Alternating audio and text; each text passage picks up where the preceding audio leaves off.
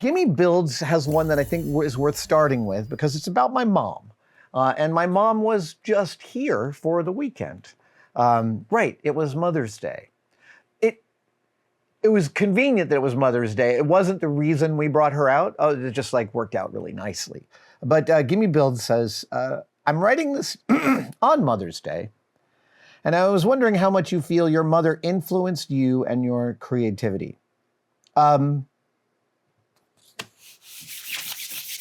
Significantly. Significantly, my mom and my parents influenced my creativity. My father was, without a doubt, the creative one. I don't put much stock in that kind of term, but that's how they might have classified the marriage. My dad was a painter and a director and illustrator, animator. My mom was and is a marriage and family therapist, a psychologist, psychotherapist. But the influence on my creativity, the answer I'm going to give is really germane to another question from ShellacFromShinolo.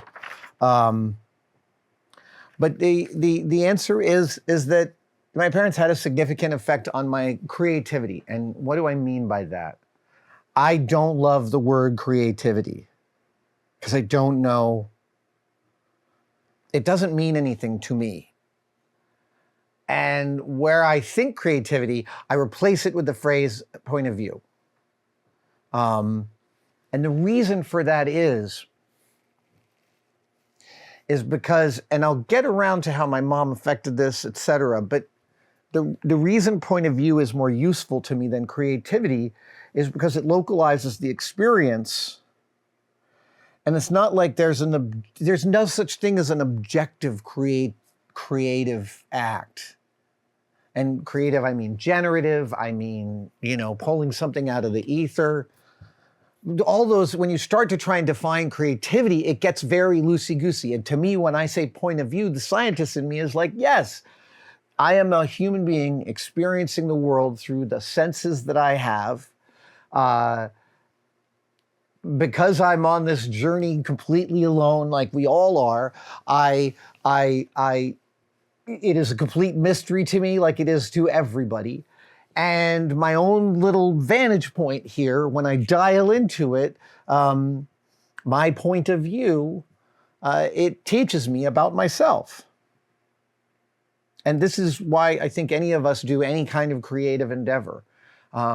It is nice to make things, and by things, I don't mean necessarily physical things. I want to say again, I mean like poetry, singing, management. Seriously, there are incredibly creative managers out there. Don't think of management as a non-creative, as an uncreative field. And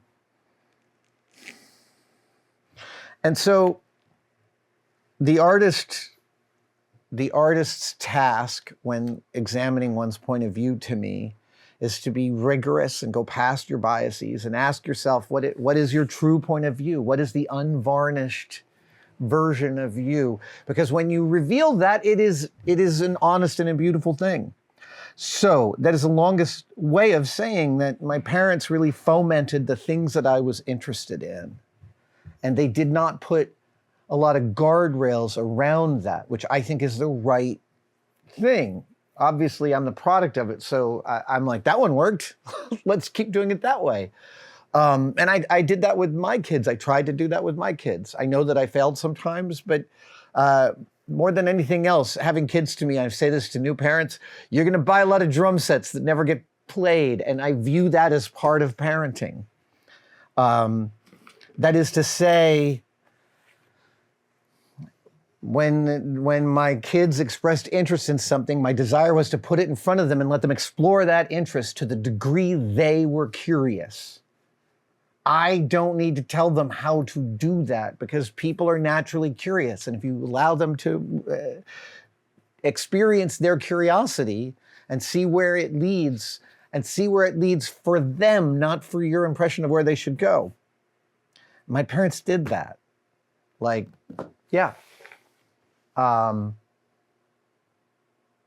So I grew up in an incredibly permissive and open atmosphere for exploring one's own point of view.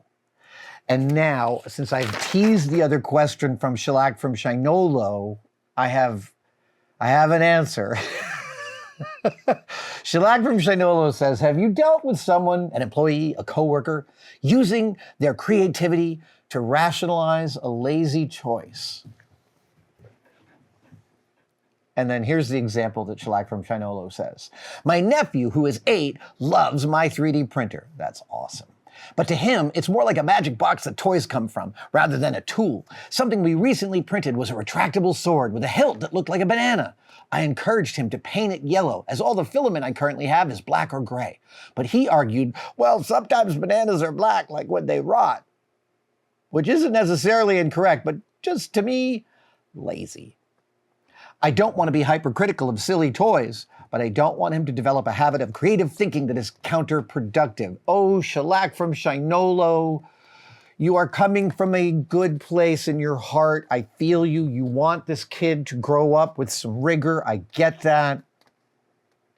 I think you are going about this in the entirely wrong way, and I think you have it framed in your head counterproductively.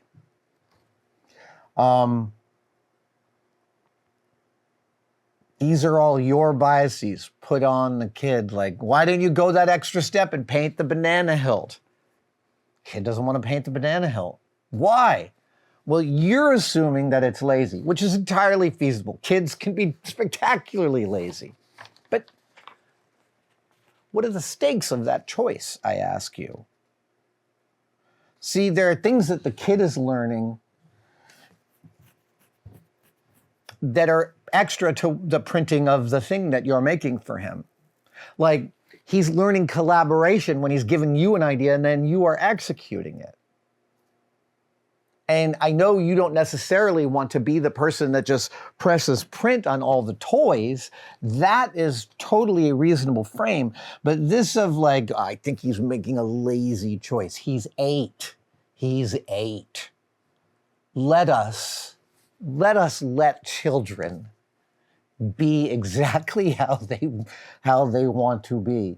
I don't mean without any guardrails. I took my kids out to a lot of restaurants and they were pretty well behaved by the time they were in their late aughts, early teens.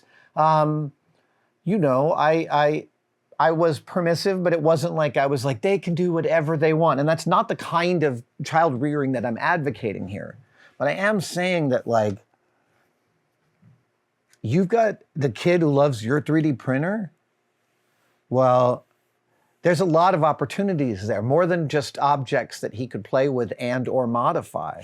You can teach him some really interesting, you guys can explore some really interesting mechanical engineering things with a 3D printer and make doohickeys that help him understand gearing, gear reduction, all sorts of mechanical concepts. But I really, and I know, like, you get your kids to do chores, but this isn't your kid. Okay, this isn't your kid. I really want you to remove the word lazy from your thinking about an 8-year-old. Let's just eliminate that as an adjective to use on the young children. They are so unformed. If you could see inside their head, if any of us, if modern science could see inside their head, I have this feeling that childhood is probably akin to an adult taking psychedelics in how many different signals are happening in the brain. But lazy, so Uncle ShellacFromShinolo,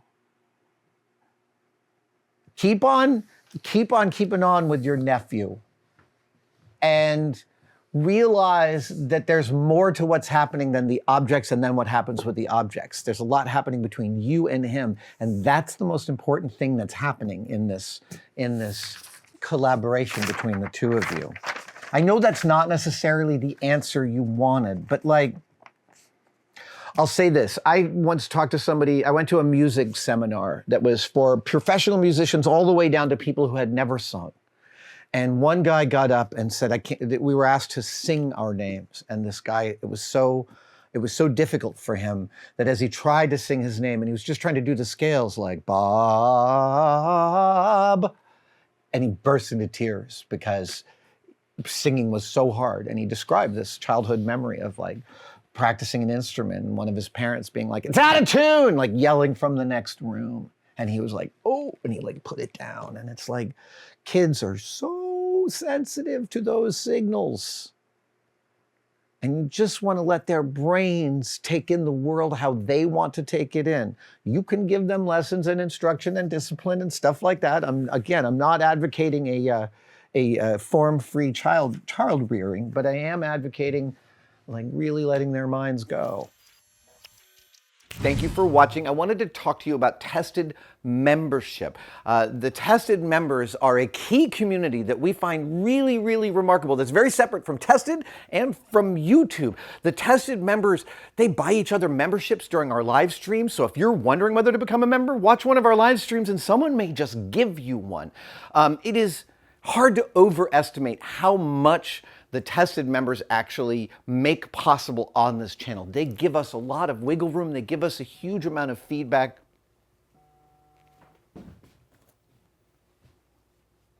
That's a member right now. Thank you so much for enjoying your membership. Description for everything you need to know. And for all the members out there, thank you, thank you, thank you.